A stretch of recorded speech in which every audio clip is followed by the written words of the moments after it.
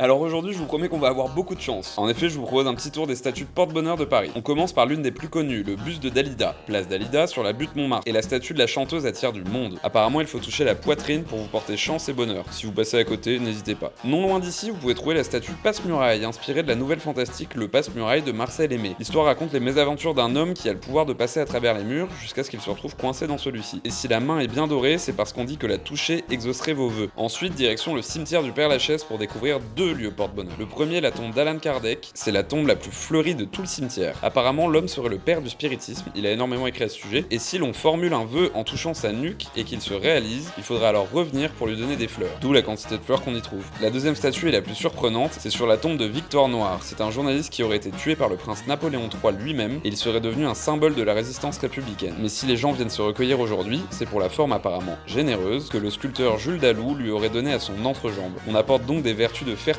à sa bosse, si on peut dire. Apparemment, les gens touchent également les pieds ou la bouche, et je veux pas savoir comment. Retour au point de départ maintenant devant la Sorbonne pour la dernière statue, celle de Montaigne. C'est la statue des étudiants. Toucher son pied porterait chance pour réussir ses examens. Je suis plus étudiant depuis longtemps, mais bon, on va toucher pour que la vidéo fonctionne bien, que vous likiez et suiviez notre compte. Donc superstition ou réalité, je pense surtout que les gens aiment toucher des trucs et que toutes ces statues ont en point commun d'être à portée de main. Et puis surtout, on n'oublie pas de se laver les mains. On vous raconte tout sur Paris Secret.